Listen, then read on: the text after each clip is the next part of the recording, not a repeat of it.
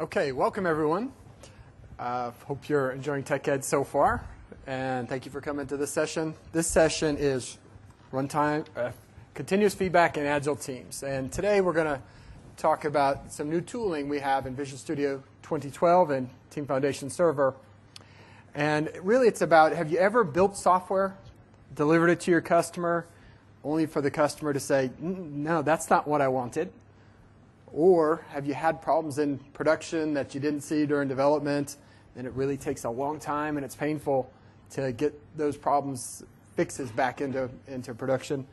Well, the tooling we're delivering really hits those two problem areas. And with me is Sebastian Holst, Chief Marketing Officer for Preemptive Software, one of our partners, and they have an exciting new solution that integrates with Team Foundation Server. He's going to show that, and I'm going to show our storyboarding tools and feedback tools that are new in Visual Studio 2012. And even though this says, it's for Agile teams, you're going to find this tooling is really useful no matter what methodology you're using. You can use these tools, and they're going to be helpful for you. Okay, if you went to the keynote this morning, you saw this slide, and really what we're talking about is two things. One is the cycle time from getting an idea to then putting that idea through, building the software and putting it into production. And the other one is the time it takes from seeing an issue into production and then being able to get the solution to fix back into development and then back into production. So we'll be talking about those two things and really focusing on feedback. And now, intuitively, you'd say, well, gosh, the faster you go, the sloppier you're going to be, and you have to trade off quality for speed. And really, it's a balancing act. But for me, I have personal experience that says it isn't true, that, in fact, if you go faster, you can drive higher quality. And one of the areas that, I work on Team Foundation Server. A very important part of us building the product is we use the product to build Visual Studio. And we have big servers with terabytes of source code, millions of work items, literally thousands of build machines built off of these servers. And what we found is actually the more often we update the servers, the easier it is. So with Visual Studio 2005 and 2008 and 2010, we waited till beta to update the server. And so it'd been many months since we did the update. And when we finally did, moving those terabytes of data to the new schema was very painful. And we found issues we didn't see in our testing, which is why we do dogfooding. But now with Visual Studio 2012, we, after a few months of coding, went and updated our server. And then have been doing it again every few months. And the more often we do it, the easier it is, because there's less drift between what's in production and what we're deploying. The other example is with Team Foundation Service. How many of you have an account on TFS Preview? Or if you don't, you should go check it out. It's very cool, really easy to get going. Go to tfspreview.com, and you can get a Team Foundation Server account right on the internet. And so now we are managing this deployment of TFS.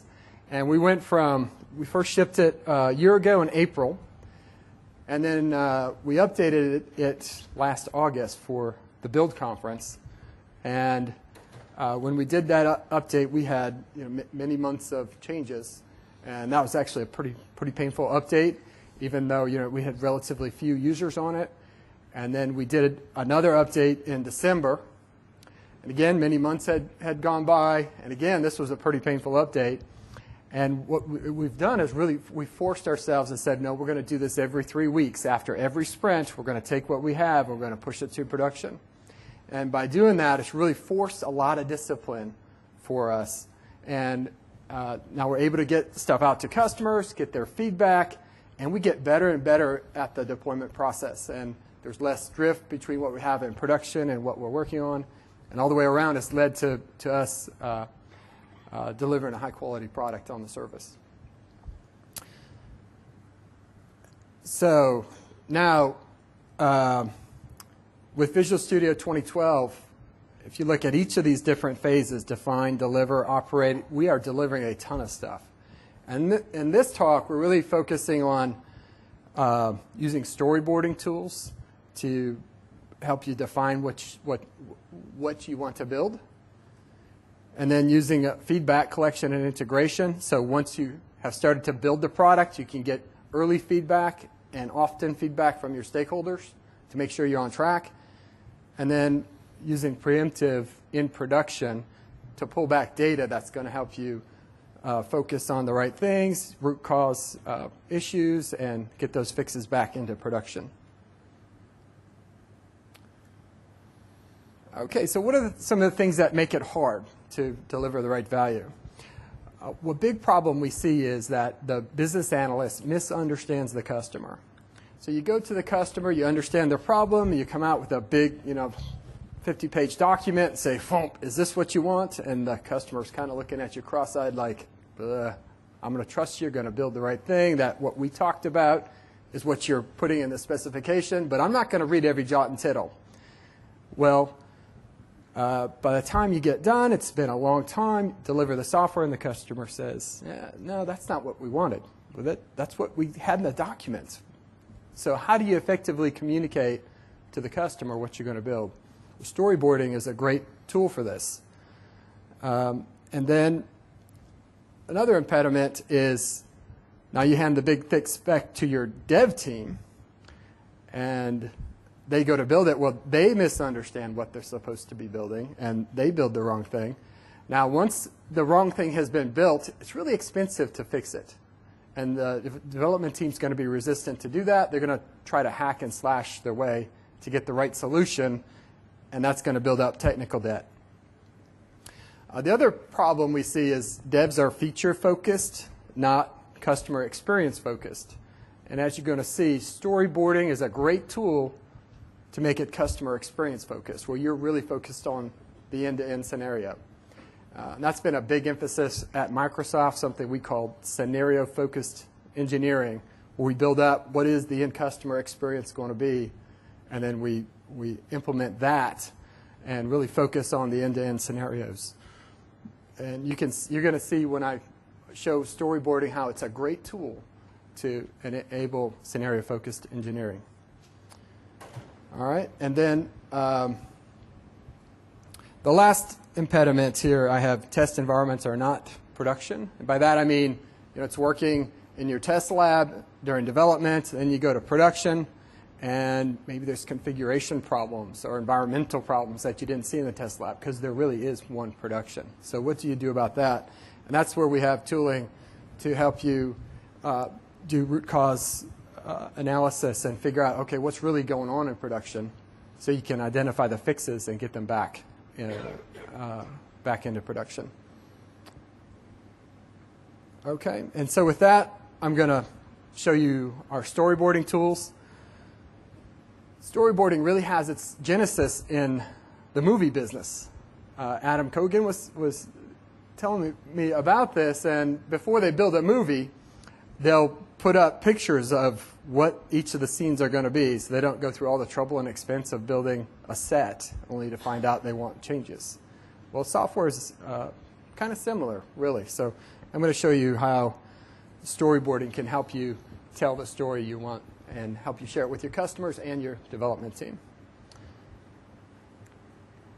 Okay, so I'm going to switch over to a VM here. Now, I'm a business analyst. I'm working on a web team. We are building out this Fabricam Fiber support site. This is where internal people can come and file incidents for issues we're seeing with our fiber service. And we're using Team Foundation Server and Visual Studio 2010 to manage this project. And here in Visual Studio 2010, we've added this notion of a team. And a team lets you define, who are the individuals working on the project. And then we have a team homepage here, which is fully customizable. And here I can see for our current sprint, what the burn down looks like, how many hours are remaining. We've chosen to show our builds, so build favorites show up on the page. You can see the bars represent success and fail, and the height of the bar shows how long it took. So you can surface a bunch of rich information here. You can see in my product backlog, I currently have 9 items. So what I'm going to do as the business analyst and product owner, I'm going to drill into our product backlog and take a look. And you can see the top thing on our backlog is the service rep wants to be able to view service ticket details from the dashboard. And so in the past, I might just turn this over to the dev team, but what I want to do is storyboard it so I can make sure they understand what we're trying to do here. So I can come to the work item, go to the storyboards tab, and you can see I don't have any storyboards currently, so I'm going to start storyboarding. So this launches into PowerPoint, and this is an important thing here. So what we've chosen to do is integrate storyboarding into PowerPoint. So this is the PowerPoint you know and love. The 2 things we've added are the storyboarding tab here, which surfaces some custom commands we've built, plus all the things that are handy in PowerPoint for storyboarding. And we've also added the shapes library. And so we've put a bunch of shapes in the box, and you can see you can use this to mock up any kind of application. So for example, if I have a web app, it gives me a quick way to show the browser.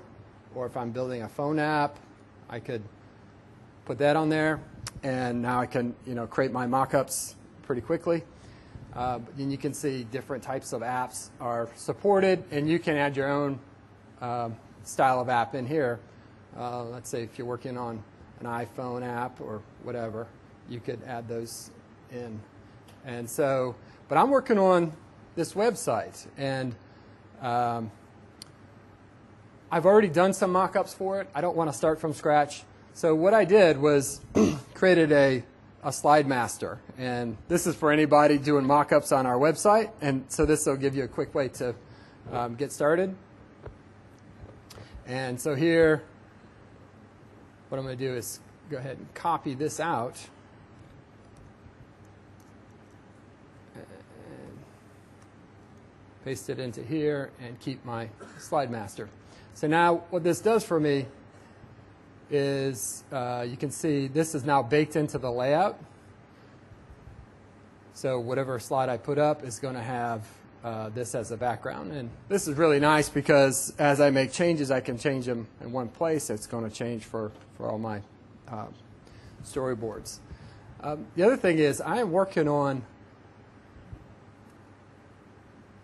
this site. Let me pull this up. And so instead of starting from scratch, I want to start from content I already have. So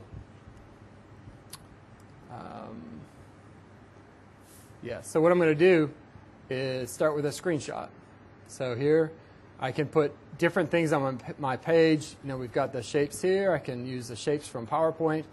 First thing I'll do is use a screen clipping and scrape out some of this content. And we have shapes for different types of controls. The search makes it really easy to find them. So I'm going to drop a button on here. And since it's PowerPoint, it's really easy to create the effects you need. And I'll make that bold so you can see how easy this is. And so if you go back to my user story, this was about, let me see, I want to be able to view the service ticket details from the dashboard. Okay, so the idea is that I can go and click on one of these links and it's going to open it. So I'll go ahead and create another slide. And so on this slide now I click on a link, so I want to show the details. And so I'm going to go ahead and insert a text box.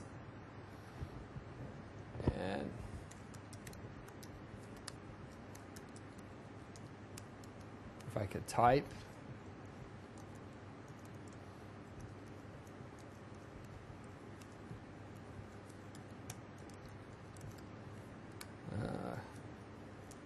So you can see, so I'm in PowerPoint, so I can use text styling, and you can see it'd be pretty quick and easy for me to mock up what the details would look like. And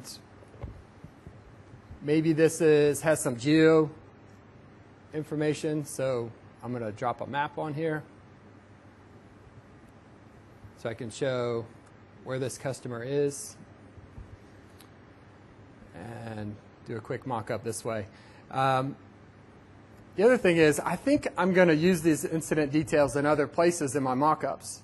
So rather than having to recreate this every time, what I can do is add this to my shapes. And now, oh, sorry. I just pasted more of these. Now, anytime I want to use it, I can just grab it out of here, and I meant to rename it. All right, so it's really easy for me to create new shapes, save them off, and I can quickly reuse them. Now, anybody who gets this PowerPoint, it's all just PowerPoint content, so it's all going to work seamlessly for them. Now, if I wanted to share this with my team, what I could do is export my shapes and then give them over to my teammates, and then they could import them. Or similarly, I can import shapes from my teammates and share them on SharePoint or wherever. But you can see this is a really quick and easy way to get your storyboards put together. The other thing is it is PowerPoint, so one thing I want to do is show exactly what the customer is doing. So an easy way to do that is to put a mouse pointer on the screen and simulate the user actually clicking on one of the items. And I'm going to use animation to do that. PowerPoint's super easy to do animation. I just take this, I can say the customer is clicking on this one. All right, now when I go to present this, a nice thing is I don't have a separate presentation to do versus my document. I can just F5 this, show the user clicking, and drill it into the incident. All right, so you can see it's pretty quick and easy. So now what I'm going to do is save this off. And I'm going to share it back up on SharePoint and say,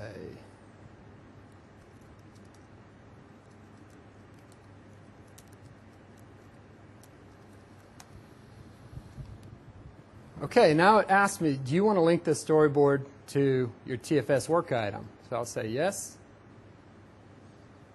And now what this is doing is, if I go back to TFS and refresh this work item, now you can see this, my storyboard's associated with the work item. So when the developer comes to work on this user story, the storyboard's there. They can open it and see, yes, this is what the customer experience is intended to be. All right, so that's storyboarding. And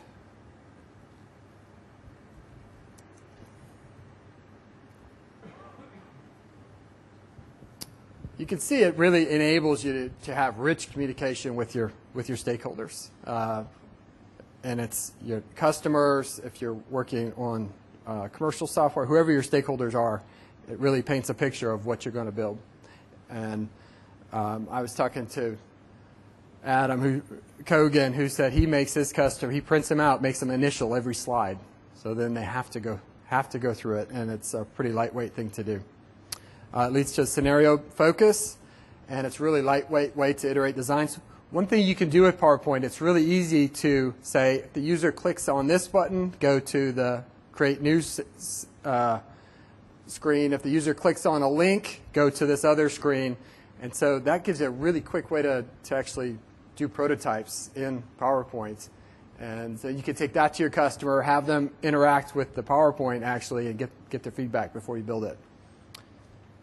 And once you deliver this to the development team, it's very clear to them what the customer experience and expectations are. Okay, so that's PowerPoint storyboarding. The next thing I want to talk about is getting feedback from your customer. So now you've handed the PowerPoint off to your dev team. They're going off. They're building. Let's say you're working in Agile and using Agile, so you're iterating. As you iterate, you want to make sure you're building the right software. So the idea of the feedback tool is it gives you a way to bring the software to your customer, get their feedback straight from the customer, and then make sure you're on the right track. So I'm going to go to a demo of our feedback tool. Okay, so I am the product owner, and as my development team, we built one iteration of what we think the customer wants. So what I'm going to do is request feedback. And so here, the idea is I'm going to request feedback from certain stakeholders, and I can enter a list of names here. And let me go ahead and do that. So I'm going to request feedback from Adam. You can request feedback. There's different styles of applications. In this case, it is our website. So this makes it pretty easy. So I can come in here and type in the URL. If I wanted to, I could give them a link to a virtual machine, if it's, say, a Windows 8 app, or actually give them a path to download a client app. So I'm going to tell them to go ahead and click on the link to load the app. And then I want to get feedback on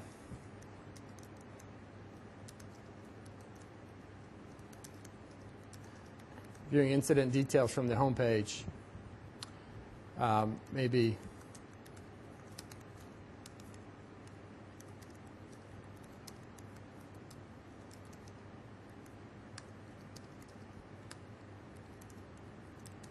so Adam, he had the idea, so I'm saying, hey, you asked for this, what do you think? And what this is going to result in is an email to Adam. It's going to copy me, and I can preview the email here, and it's pretty simple. The email has a link to start the session. It does require a feedback tool, so the customer, your stakeholder, has to install this tool. It's a very lightweight install. It installs very quickly, and I can also customize this email if I want to put more, change it, whatever. So I'm going to go ahead and hit send. So now Adam's going to get this email, and now I'm going to switch over to Adam. He's the one who asked for this feature. I'm going to switch over to his VM. All right, and is this the right one? Let me see.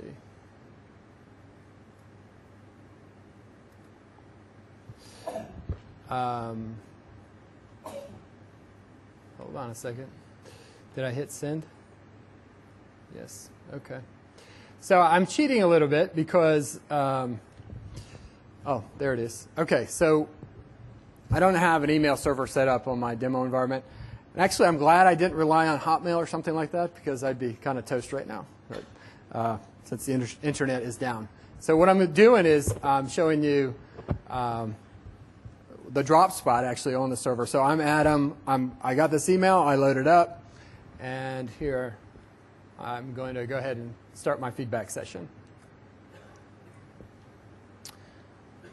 Okay, so it says to click on the link. I do that. Okay, now go to the next tab. And okay, so view incident details from the home page. We implemented this. What do you think? All right, well, this is cool. So what I can do here, so you can see the feedback client is loaded on the left. And the reason this is nice is that it makes it really easy for me as a stakeholder to give different kinds of feedback. I can start a recording, actually, record all my actions and a voice recorder so I can talk to what I'm doing, which is really a really nice way to give feedback because it's very fast to give the feedback. I can easily take screenshots or just do a voice recording or only a screen recording. So here I'm going to say, okay, I'm going to drill into one of these. Hey, that's pretty cool. Well, one thing is I like it, and I can use bold and whatnot to format my text. One thing I don't like is, gosh, I wish I could see more of the ticket. So I'm going to say, take a screenshot and say,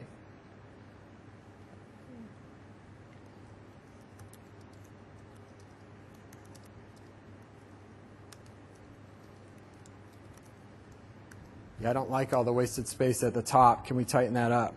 Okay, so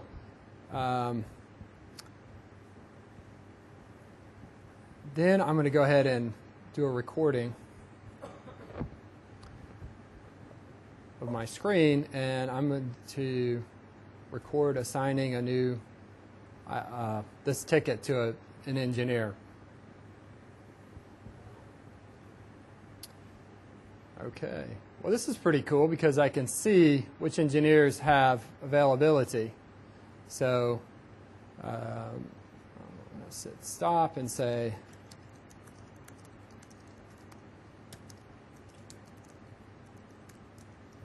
all right. So you can get a pretty good feel for, it's really easy for me to create these screenshots and give rich feedback. So I'm going to go ahead and say, yeah, overall, I'm going to submit my feedback. I think it's pretty good. Submit and close. Okay, so now I'm done. This gives me a way to see, yeah, these guys seem like they're on track right now. Or if they weren't on track, to course correct. Okay, so now I'm going to switch back over to the product owner.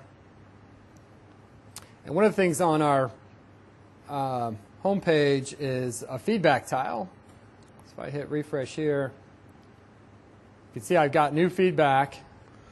So I'm going to go ahead and look, and here's the feedback from Adam that I requested. Okay, so I can drill into that.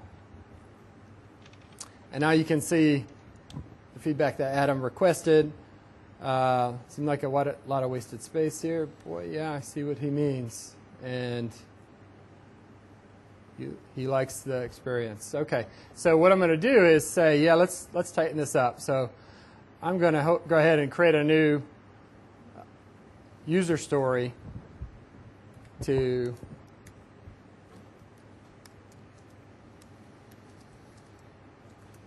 tighten the vertical space at the top.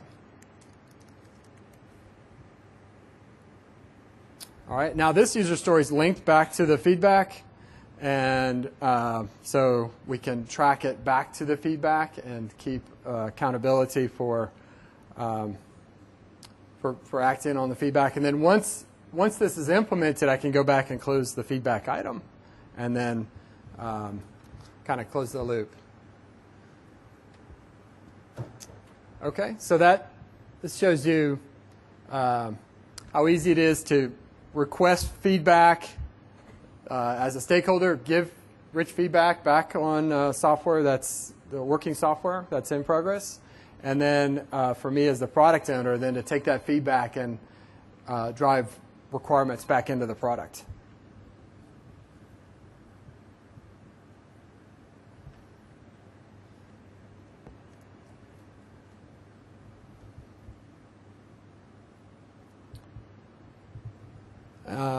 Okay.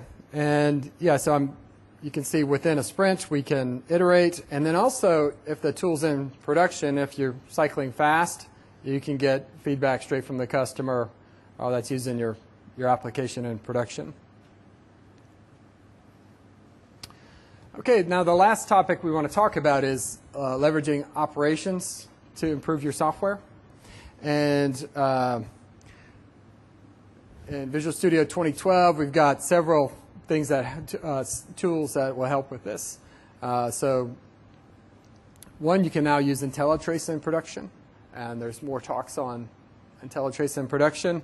I'm going to give up a list of talks at the end that are related.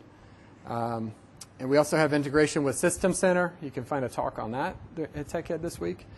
And then Sebastian is going to talk about preemptive and how preemptive analytics helps you leverage operations to build better software. And the key thing is it's not just operations, but it really does drive improvements back into your software. And the other thing, it helps you focus on the right things when you're building a product.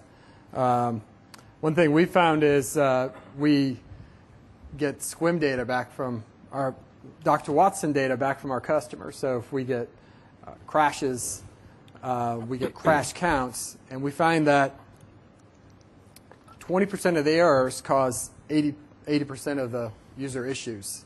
So it's really important to focus on the right errors. And so the most common, most occurring errors first. And this is where the preemptive tool really comes in and can help you with that. Okay. And this Sebastian's going to talk about that. Thank you, Ed. Hello, everybody. Good afternoon. Now, in all deference to the thousands of pretend employees at Fabricam, when we're going to talk about actually getting feedback from the wild, from production, driving development priorities, refining user experience, we find it's better to focus on actual production data as a teaching tool. The downside of using production data is we did count on the fact that the internet would be available at least enough so that some of you could download this production app, throw exceptions in the audience, and feed them back, and I could show them to you inside TFS in real time. The good news is I took a couple screenshots this morning during the keynote, and I do have TFS, of course, running locally. So I'm going to step you through real live data, thousands of users activity. But for those of you, did anybody actually download this app in advance of the session? Yeah, I always get people to do it right before, but the Wi-Fi was down. Anyway, so we are going to focus on real-world data, and I do want to sort of tie this back again to this cycle, this iteration, development life cycle, and where exactly this technology fits in. So let me first say, preemptive analytics is now a part of Visual Studio 2012 and TFS. So for those of you that have downloaded the RC edition, has anyone downloaded the 2012 RC? Okay, so there's nothing more for you to do. You can just configure this with literally a few clicks. If you take the default settings, everything I'm going to show you around preemptive analytics for TFS is available to you today, right now. What it does is it really touches this cycle in three critical places. First, instrumentation. So the first thing you're going to need to do is light up your application. Okay, you're going to need to, and what happens is we can consume preemptive analytics via Dotfuscator. Have any of you ever heard of Dotfuscator? It's been in Visual Studio for a while, a lot of nodding heads. So many of you probably think of Dotfuscator as an obfuscation tool, a tool that makes it harder to reverse engineer. Still does that. That's not what this talk is about. It's not required. Okay, Dotfuscator has a new function that can be used together or apart from that traditional role. So what we're talking about now is taking Dotfuscator, I'm going to show you this, pointing it at an existing assembly. Okay? And then you're going to identify what you want to know about this application after it's been deployed. Okay? And if you want to harden it, and you see that's the second point, that's available to you, not required. But the critical piece is that once it's deployed, And to be clear, there's 0 additional installation required, and it will go wherever your software goes. So if you're deploying into Azure and you want data to stream out of Azure, if you're deploying to a phone and you want the data to come off of the phone, WPF, SQL CLR, server side, ASP.NET, anywhere your code is going, including even Java. So if you've downloaded the RC, there's a link you can follow, and we'll give you a Java API, and you can instrument your Java code, again, Android or whatever, and stream that data, that exception data, to the same TFS endpoint and automatically create work items. So feedback is critical. Why do you want to do this? Well, again, you want to clarify the requirements. You want to know what's important, not based on what you think or what you've heard, but actually based on what people are doing. You want to support the priorities that you're setting. Again, to Ed's very important point, that 20% of exceptions typically cause 80% of the heartache. So how do you identify those 20? There's an English saying, the squeaky wheel gets the oil, right? The loudest complaining users get all the attention. That's not necessarily the right approach, right? Really what you want is to address the majority, or at least the material users, right? The ones that have the highest impact. This allows you to do that. Validating test plans. Again, this is not displacing any of your existing tools. Unit testing, scenario-based testing, regression testing, of course, critically important. But if you're feeling good that you have 95% code coverage, well, you might not feel as good if that 5 or 10% that you're not testing is being used 40% of the time in the field, right? So it's a data point, okay, that allows you, it's another spoke in the wheel of both your development, your testing, and in fact your operational wheel, okay? So I'm going to step you through very quickly the different components, and then we're going to drop back and look at some real software. So I mentioned instrumentation. Again, for .NET, inside the box, we can inject the instrumentation post-compile. There's an API. And then there are a commercial alternative that you can get from Preemptive that's not in the box that includes an API for native, C++, for JavaScript, and as I said already, for Java as well. So pretty much any software that you're building, wherever you're sending it, you can keep your fingers on that pulse, as we say, so wherever it's going. Now, where is that data going to go? Right, you've lit up your app. It's now able to send stuff back to you. Well, what does that mean? Well, in the box, in Visual Studio 2012 and TFS, and let me be very clear, it's in every SKU other than Express. So it does not count with Express. But other than Express, everything I'm talking about with you is included. You do need TFS for the repository. So we provide to you a web service that will listen for these events. And that URI, the URI that you are given when you configure this, is one of the things you inject into your app. And again, I'm going to show you this, okay? So you tell it where to send the data. And that endpoint could sit on the same server as your TFS instance. It could sit in a separate server. You could put it up in Azure. You could host it yourself somewhere else. Why? Because there's yet another service that has rules and listens and watches that endpoint. And that's where you separate the noise from the material events. So I'm going to show you how you can say, you know what, I don't want a work item inside TFS every time I throw an exception in my app because a file wasn't found or the internet is down, right? Can you imagine all of the exception reports we're going to get today from the apps that depended on internet access, right? You want to be able to have the way to identify common exceptions, and that's automatically built in. So there's a signature that we can calculate, and we'll say, and I'll show you this, you've just got 1,000 instances of this one type of exception from 200 people. And then you can set a rule that says, you know what, if it's 100 people, I don't care. Or if it's 1,000 exceptions in an hour, I don't care. But if it's 10,000, or 500 people, well, now I care. And so that filter will assure that only material events, production incidents, are surfaced inside TFS. And it will automatically create a work item, first-class work item that you can then assign, manage, and ultimately resolve. Okay?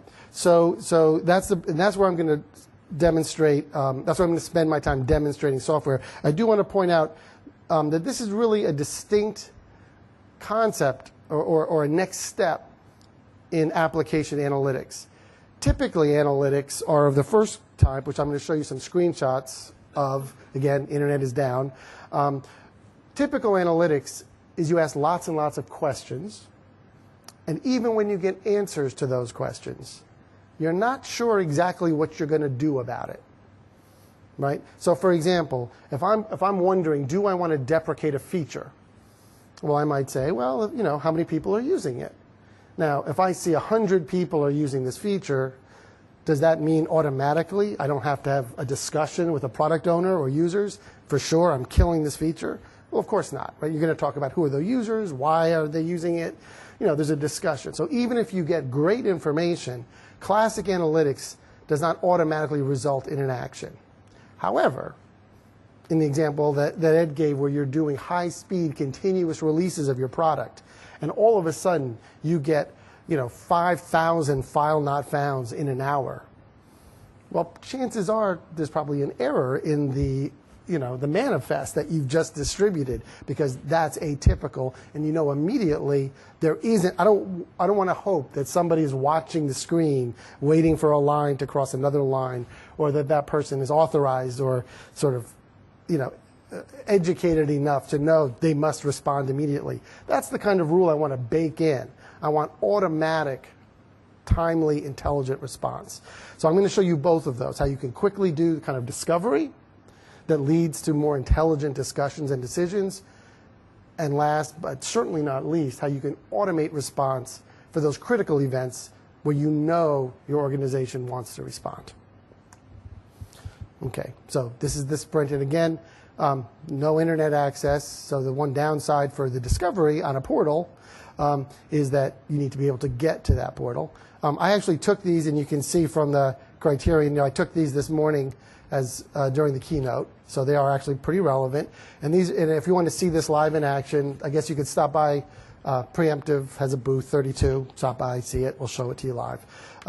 But here's some quick screenshots. So this is the app that I was going to ask you to download. It's a yoga app.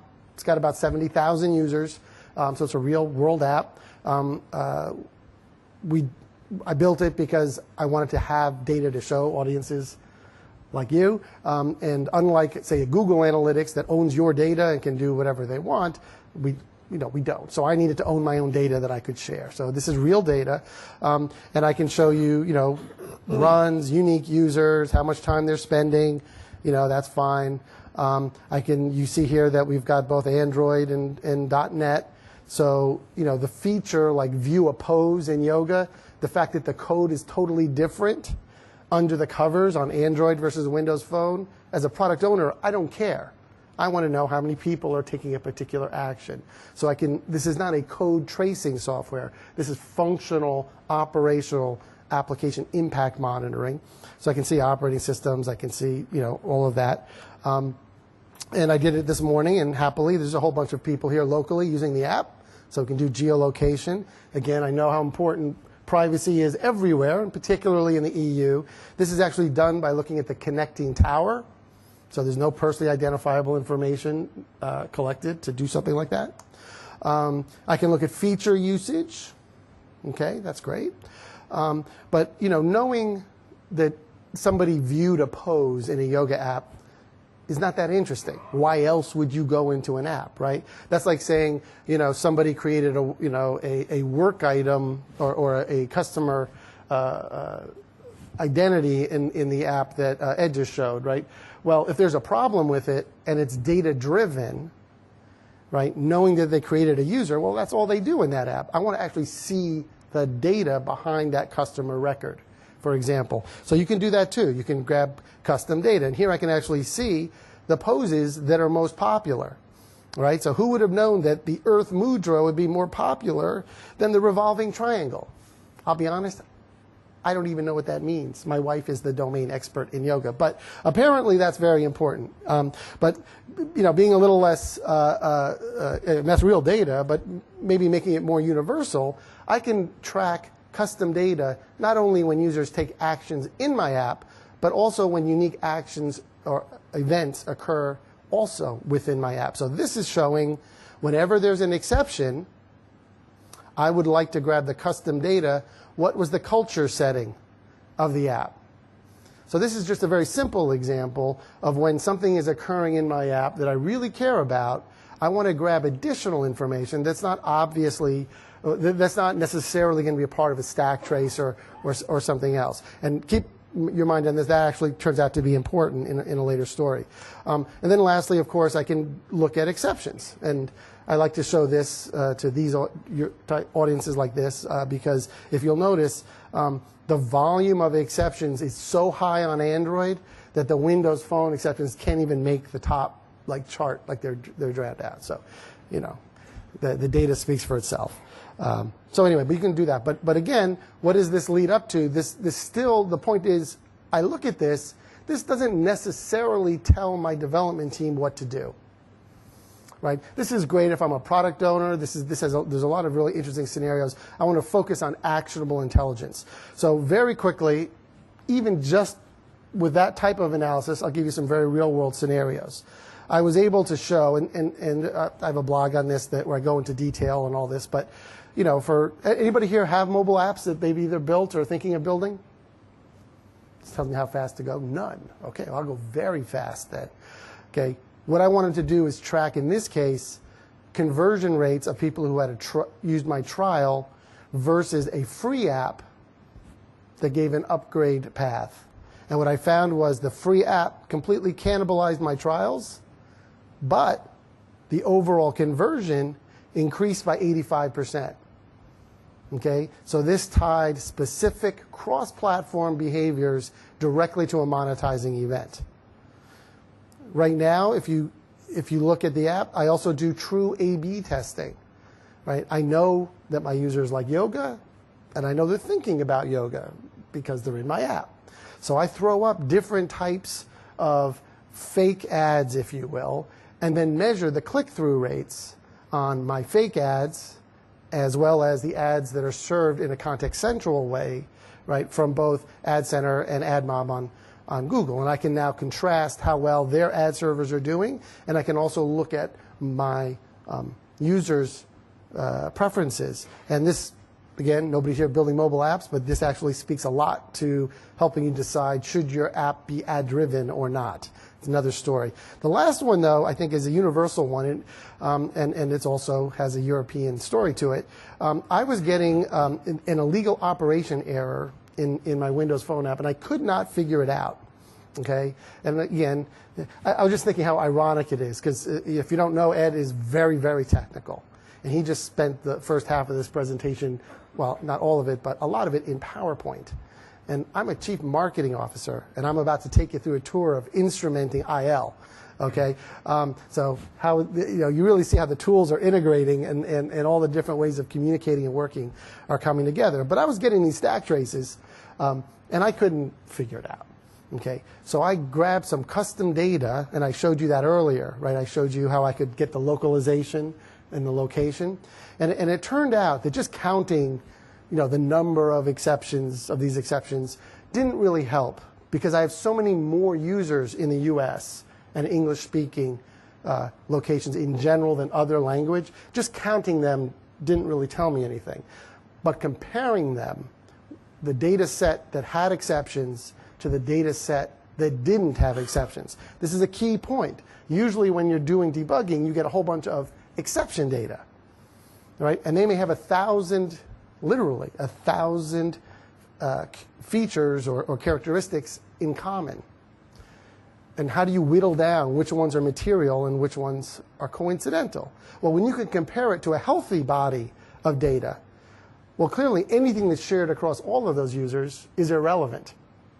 right? So I was able to eliminate what features they were using, what device phone they were on, I was the operating system version, firmware, all that stuff. It turned out when I did a ratio of healthy sessions to exceptions, Germans were 14 times more likely to have this exception than any other, followed closely by Austria, the Netherlands, Malaysia, and Mexico. And I can only theorize why, but when I really looked at it, it turns out to maybe have something to do with how impatient the user is. Because what it was is, if I was playing a video or showing a long list of poses with images, I'm not a very good developer. So it took a second or two for that data to render. And if you said, show it to me, come on, I'm waiting, the app got confused. And it didn't know exactly where in the stack my instructions were executing. And it thought I was trying to write to the screen when I didn't have authority. It was an invalid operation. So what I learned, well, one, it helped me. I needed that healthy data and the exception data to figure that out. But what I also learned is if this culture, if any culture is important to me, they have to be in my beta community, right? It's not enough to have a novice user and an expert user, right? People, as you all know, in a sort of a heterogeneous group like this, different cultures approach everything uniquely, not just their food and their clothing and their music. And so they use applications differently. And as such, some edge case errors in some cultures will be front and center and absolutely unavoidable in others. So that was kind of a universal one. Okay, but let's move on to actual real software. So I'm going to show you how I instrumented that app. I'm going to show you how to connect that to TFS, and I'm going to show you how to surface those exceptions intelligently inside TFS. So let me exit that. First, I'm going to instrument. So I'm inside Dofuscator, and again, you're going to have Dofuscator inside Visual Studio 2012. And the only thing you're going to want to do with regard to the defaults is you're going to override one thing, which is send analytics messages. Okay? And in my case, I also turned off renaming. You don't have to, but I chose to because you don't have to do any protection.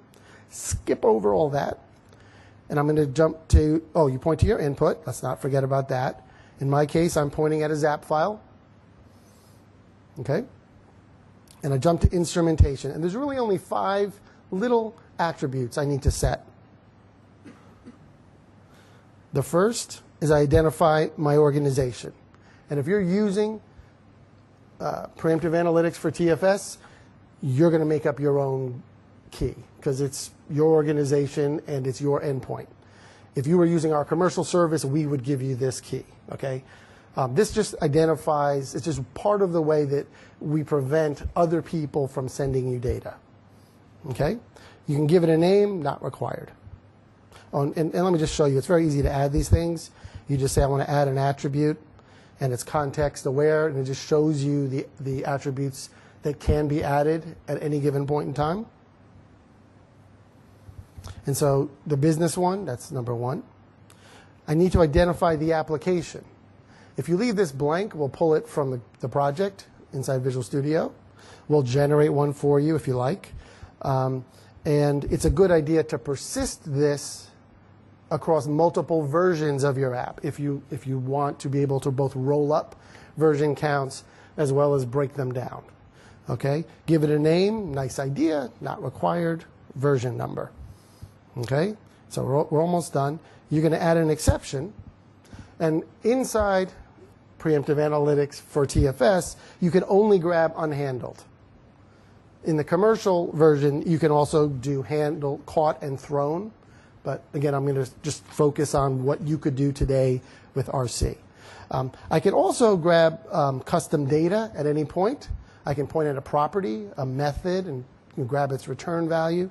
I can also point to a privacy policy URI, okay, and have they opted in. Okay, so you can tell Dofuscator, I want to check, has the user opted in. And you can set that property. You can open up a UI. You can have it be a web service call. And there's actually 2 levels of opt-in that you can check. One is when exceptions occur, and one is just generic usage. Okay, so we don't create that opt-in policy. You will do that. We just enforce it once you've set it. So this is, again, one of the major differences in our approach to analytics versus almost any other type of monitoring. We assume you're going to deploy outside of your organization. We assume it may be to consumers or to partners, and that the rules of engagement may change jurisdiction by jurisdiction. And so we allow you to set your own policies, and we will enforce them for you. And when it's opted out, this doesn't even start up. Okay, and again, there's no agents. This runs in a lower priority thread inside your process. Okay, so we're almost done. Those are, that takes a couple minutes. Then you have to identify your input and your entry and your exit points in your app. Just very quickly, for phones, it turns out there's 2, right? There's the launch, and then there's the activated. You point it where you want it to go. So I'm pointing it to our commercial service. If we had internet access, this would be very cool because you would throw the exception and I'd show it to you in real time. You will point to your URI that you are given when you configure this. Okay. Again, there's a variety of things. In the commercial version, for example, you can encrypt all the data on the wire. And there's also offline caching. So if the network is down for whatever reason, it writes it to isolated storage and sends that data up at a later time. Particularly important on Silverlight and the phone, where you have no clear end of life inside the application. You always write it typically to isolated storage and then send it up the next time the app is started. That happens automatically. There's no programming to be done. And then I have just a shutdown, similar thing. That's 4, right? And then the 5th thing, similarly, is teardown. And I take all the defaults. That just says, hey, when we're shutting down, close down the thread, be nice and orderly. And when I'm done with that, I just hit build. And what it's doing is it's taking in my ZAP file, following these instructions, which are, by the way, stored in an XML file separately. So you save that. In the commercial version, you can then feed that into a MS build task or a command line, and you're able to make it part of a continuous release process. So it's done. It's writing the assemblies.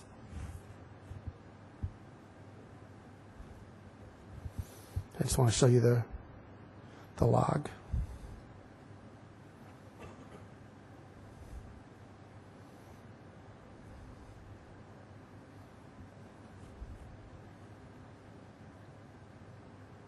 There we go. So it's telling me what it's doing. It did feature. I had some feature tracking. Again, I'm going to skip over that just in the interest of time. Similarly, you right-click on a method. It can be as fine-grained as a method. You can say how long. You can ask to be told how long you spend inside a method, or just how many times a particular method, feature are used. So I'm done. Now I would deploy this like I would deploy anything else. So if it's wherever it's going, it just goes. No additional artifacts, no files, no nothing. So now let's jump back into 2012, okay? And the only thing you have to do is say, well, great, but now I've got the data, it's going to some endpoint, what now? Well, the only other thing you need to do is define your rules, okay? Because again, you don't want all of this data just to show up inside TFS. So the first thing you do is you define what we call an exception set. And it's basically different buckets of different types of exceptions. So you might have authentication exceptions. You might have web communication ones, or just generic exception handling. In this case, I'm saying give me them all, right? It's these exception sets that your rules will focus on. And I create a rule by, if you remember those 2 strings I needed at the beginning, right? My business ID and the application ID. This tells me that this rule is focused on that particular application. Okay? And it's a very simple rule, right? And by the way, if I was in the in the admin menu, I'd be able to pick which server in the project. all of the authorization and access rules are enforced. This particular role, all I can do is identify the area path, and I'm going to give it a name, and I'm going to have a very low threshold. Again, if I was going to be doing live processing, I wanted it to show up every single, right away. So I say threshold of 1 exception from, the all exceptions bucket. Create the work item called incident, which, by the way, is included, inside TFS. So that's it. I'm done. And from the home page, there's a preemptive analytics hub. And when I select that, I can then take a look at all the work items that are created. And luckily, I did create a few this morning because I'm always paranoid. And it's showing me, right, that I had 49 raw exceptions from 7 different computers, right? I can look at incident details, which, by the way, there are also custom data. Like I want to actually have the user give me feedback. So in addition to the stack trace and any system information, I have the ability for them to provide contact information and a comment. So not only will I get the stack trace and all that telemetry, they might say, gee, I was in the middle of doing X, Y, Z, and I hit this button, and if you want to ask me more questions, contact me here, right? So all of that is passed through. And if you'll notice, it's a first-class work item, so I can make it active or closed. I can assign it, of course. And if I look down, for example, it's saying accept new data. So this is actually a live work item. So even as exceptions are coming in and I've assigned this, they're going to continue to get additional data, not new work items, right? It's identifying that it's the same type of exception. Okay, I can't override that, of course. And also, by default, if I close the work item, it will no longer accept data, but I can, again, override that, because maybe I do want to get it because I think I shouldn't get any more. So if I do, I'd like to know. So there's a lot of flexibility in terms of who gets it, who sees it, right, and what type of data is collected. And again, now you're off and running, right? You now have identified you've crossed the material threshold. I want to act on it. It's assigned to the right group. And then there's just these are very sort of rudimentary charts that also follow. So I can look at the number of work items created over time. So again, even though I had lots of exceptions, only 1 work item because it identified it as being part of the same rule. And I can also look at the status of those as well, right? So just to sort of close the whole loop, right? We've shown how you can instrument any app, send data wherever you want it to go, define rules that make sense for your business. So your operations, they want to know about every single problem, right? And they'll just, and they may need to respond, right? But development teams, you're working within a sprint. You don't want your developers interrupted by noise. So you can set that gain, that threshold with these rules. When those thresholds are crossed, the right information is delivered to the right people. Again, driving better decision making, higher quality, greater responsiveness, lower technical debt. So with that, I guess we're going to open it up, I guess, in general. But any immediate questions on just this, what I just shown you? Yes, sir. Does this work in TFS preview? Question was, does it work in TFS preview? It can. It is not part of the deployment. So the endpoint and the rules engine that I just showed you is not part of that. However, the aggregator that I showed you can point at any TFS server. It does not have to be local.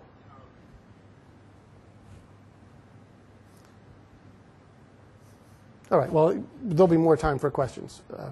Ed? Oh. Okay, thank you, Sebastian. Okay, so to wrap up, we showed you today our storyboarding tools, the feedback tool, and some new tools for operations that can help you get feedback throughout the development cycle, before you start, once you started, once you put it into operations. and really help you close the loop and iterate faster and build better software. I want to call out some related content. So we've got a bunch of talks on that whole set of tools I just listed. And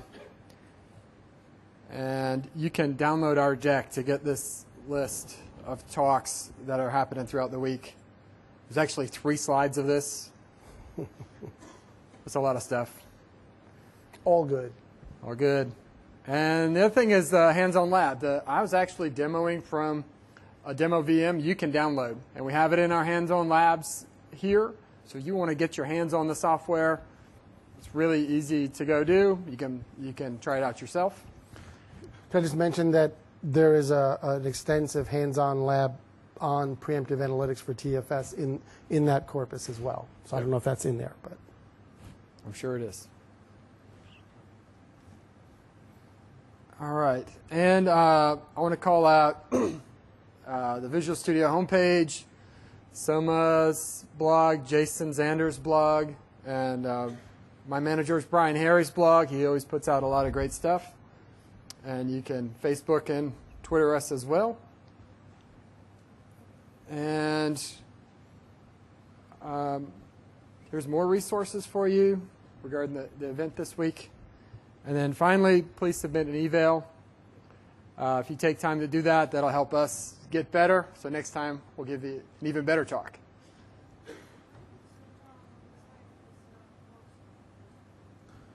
Pardon? so I can go back to the blog slide.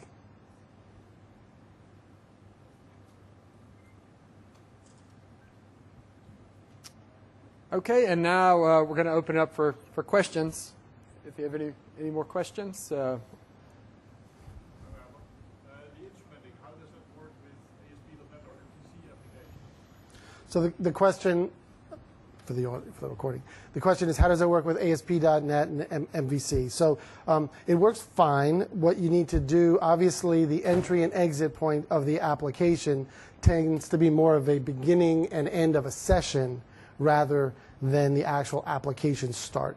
But other than the slight different design approach, it works just fine. Yep. I have another. How does this impact performance? Are there any metrics on that? Right. So the question is how does the instrumentation impact performance?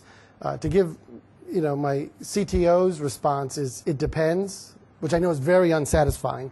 So let me add a little bit more clarity, although now maybe a little less accuracy.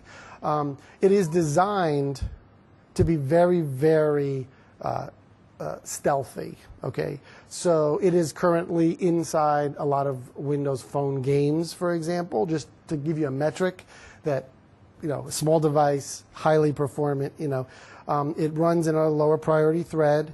It caches. It fires and forgets. It writes to isolated storage.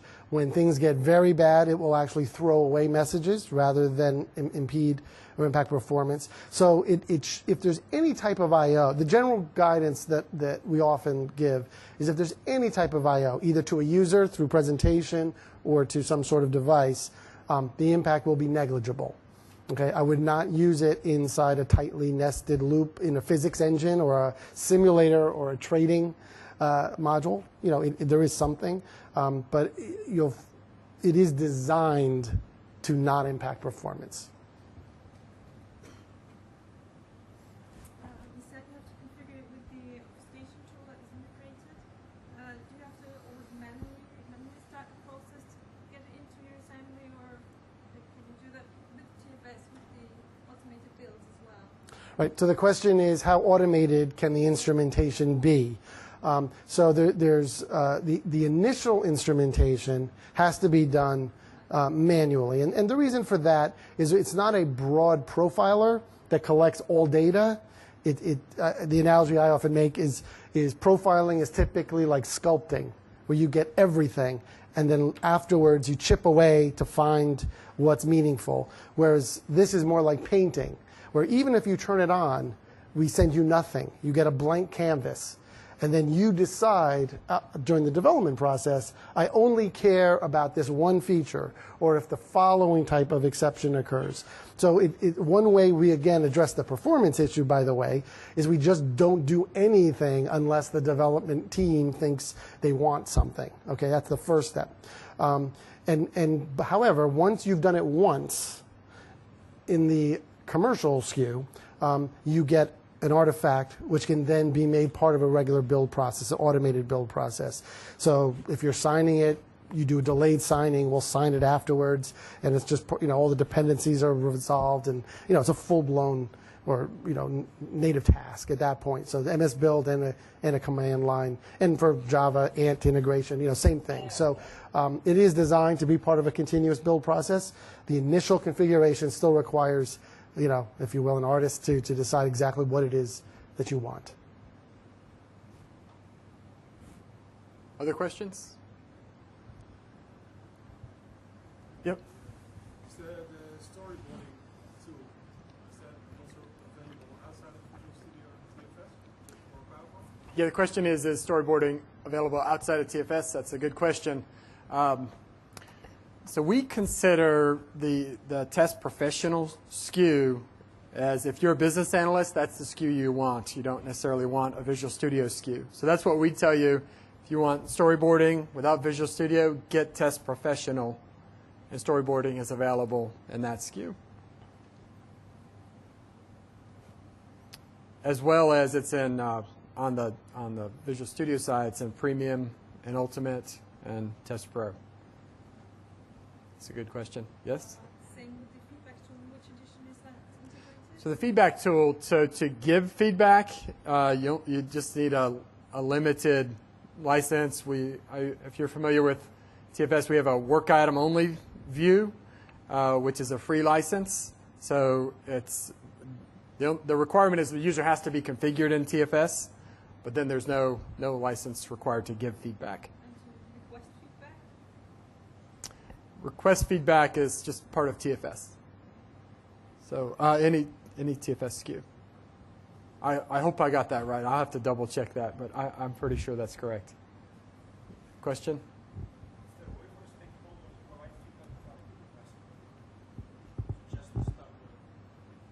To give feedback without what? Oh, great question. Yeah, so if you're a stakeholder and you just want to give feedback, yeah, you can start up the feedback tool and send feedback back. And then on the TFS side, somebody has to be looking for that feedback and then routing it to the right teams. Okay? That's a good question. Other questions? Yep. Is feedback tool available on the TFS preview? Yeah, is feedback available on TFS preview? Yes, it is. Any other questions? These are all good questions. 60 more seconds. I noticed that on the analytics package, the version that ships with Visual Studio doesn't use SSL. That's right. What's the security like?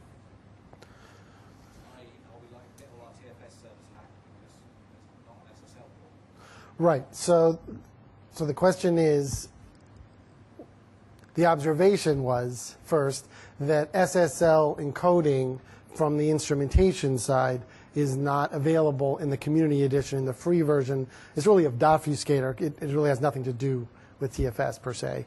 And that is correct. So SSL comes with a commercial SKU. Are you likely to get it hacked? Well, it is the barrier is certainly lowered. So if somebody's listening on a wire, they're going to see SOAP signals going across. The question then is, what are you sending? And the Community Edition is not designed to be a production instrumentation platform for, corporations. It's designed to allow developers to quickly get something up and running, to prove the value, and to monitor their work, right? If security and scalability is an issue, I would encourage you to look at alternate solutions, commercial solutions.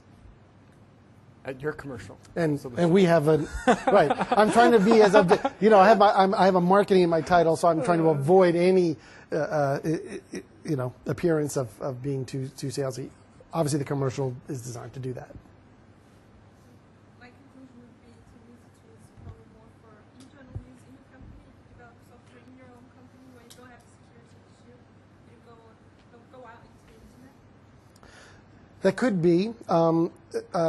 So again, there's two pieces. There's the TFS rules engine and integration piece that has a community and commercial SKU, a variety of features.